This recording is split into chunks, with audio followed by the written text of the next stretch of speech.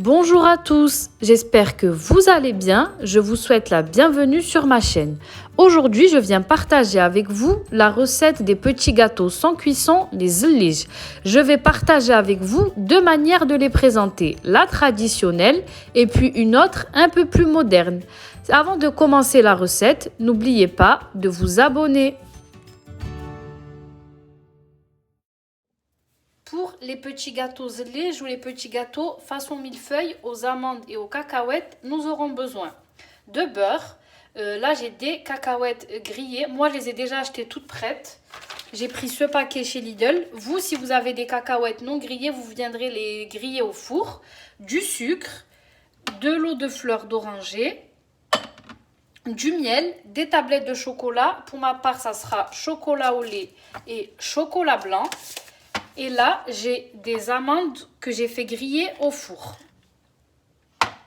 Vous retrouverez le détail des ingrédients dans la barre d'informations. C'est parti pour la recette. Donc, pour commencer, je vais mettre mes amandes à griller au four avec une cuillère à café d'huile de tournesol. Moi, personnellement, j'aime pas frire les amandes.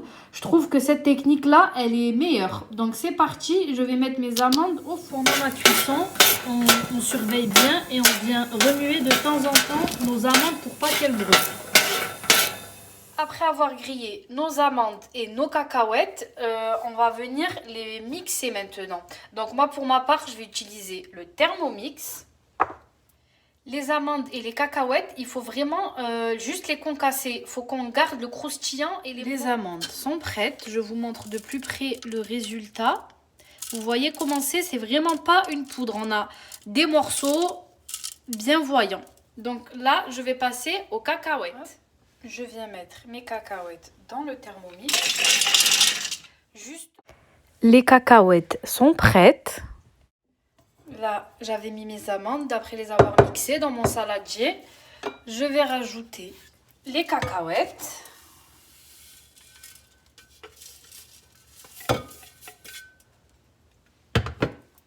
Je viens mélanger les amandes aux cacahuètes. Bien comme ensuite, une fois que j'ai bien mélangé mes amandes et mes cacahuètes, je viens mettre une cuillère à soupe de sucre. Alors en fait, là, moi je mets une cuillère à soupe de sucre et une cuillère à soupe de miel. Vous pouvez se mettre soit l'un ou soit l'autre, ne pas faire un mélange des deux et mettre 2 cuillères à soupe de l'un ou l'autre. Moi j'aime bien le mélange des deux, je trouve que le miel ça donne un bon petit goût à ces gâteaux. Donc, une cuillère à soupe de sucre. Et une cuillère à soupe de miel.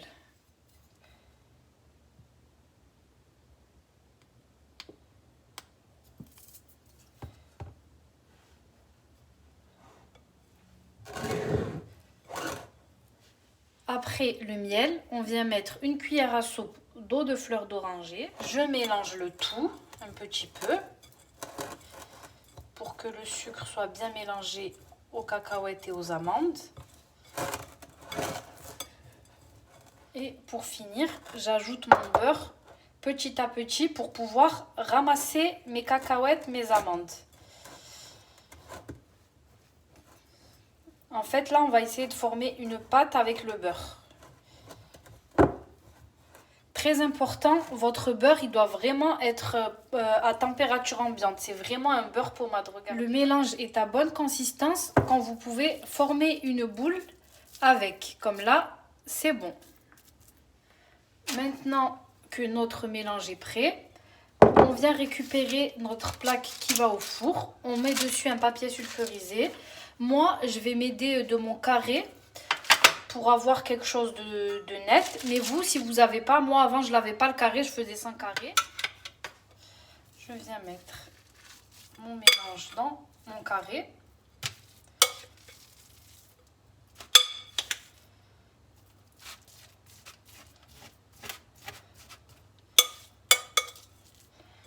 Je vais voir déjà avec ça, pour pas que ça fasse trop épais.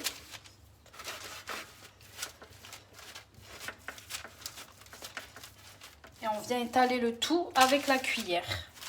On essaye d'égaliser pour avoir quelque chose d'homogène et de droit.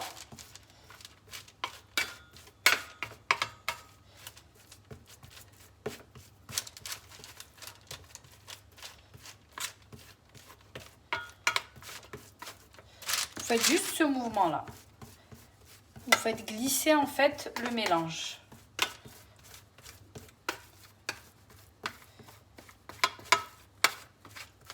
Une fois que l'on a bien étalé nos amandes et nos cacahuètes, on vient bien égaliser les bords pour avoir quelque chose de joli et de propre.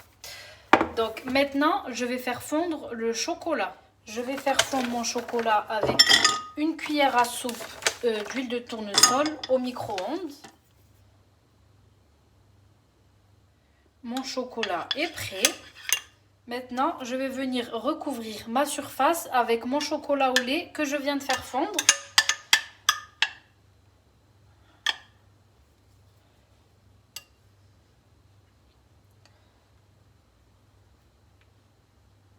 On essaye de ne pas déborder sur les côtés.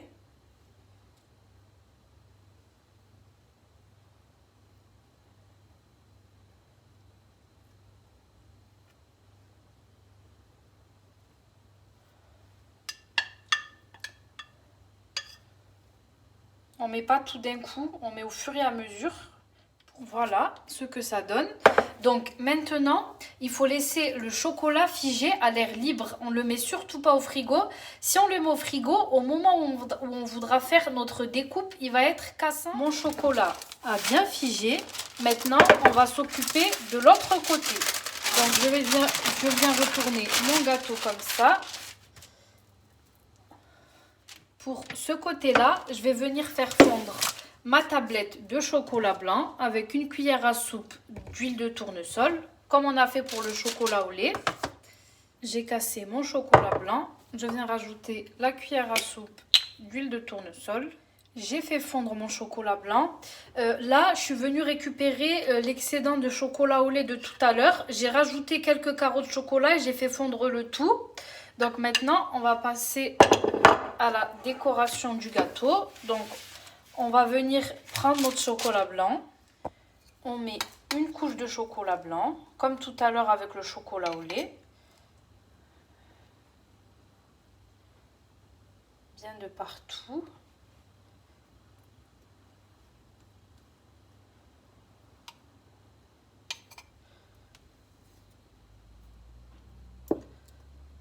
Je suis venue mettre le chocolat au lait dans un sac congélation ou dans une poche à douille, si vous avez. Et là, je vais venir à peine ouvrir le bout. Vraiment, il faut que ça soit très très fin.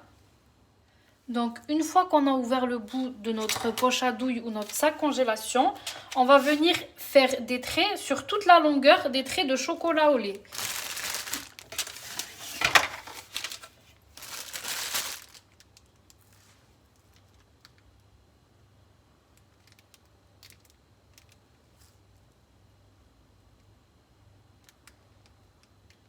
On essaye de les faire pas très gros pour avoir un joli rendu et pas trop espacé non plus. Hop, on part comme ceci et on revient. Voilà.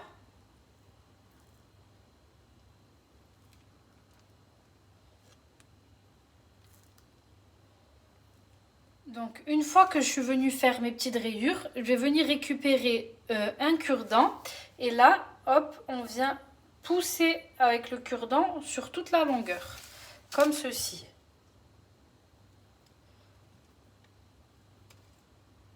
Et c'est ce qui va donner, en fait, c'est comme quand on fait un millefeuille, tout simplement. On va le faire dans ce sens-là et après dans l'autre sens.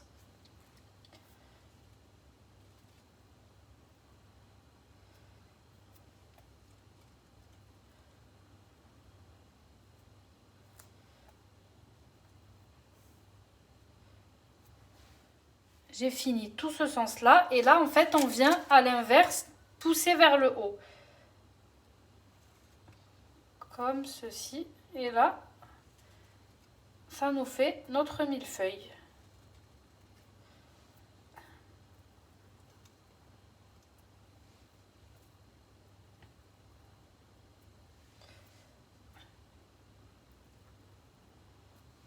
Je vous montre ce que ça donne. Voilà. Et là, comme tout à l'heure, je vais laisser figer à l'air libre.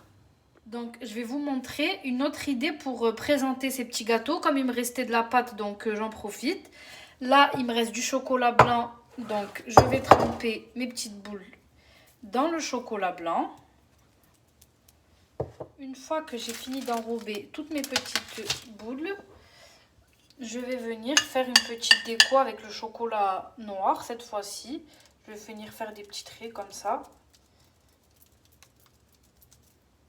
Là, j'ai quelques amandes concassées. Je vais venir décorer, finir la déco avec comme ceci. Après, vous décorez comme vous voulez. Moi, je vous donne des idées.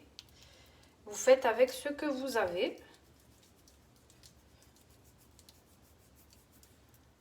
Le chocolat a bien figé. Je vais pouvoir passer à la découpe de mes petits gâteaux. On va se mettre comme ceci.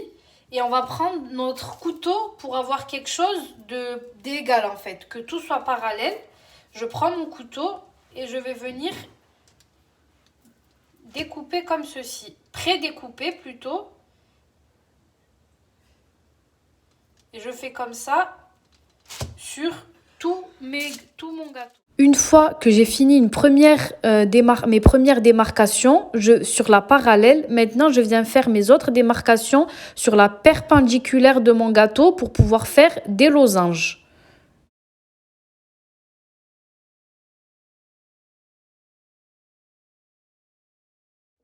Une fois que j'ai mes deux tracés, sur la parallèle et la perpendiculaire, je vais pouvoir commencer ma découpe. Je sais que je vais avoir des losanges pareils.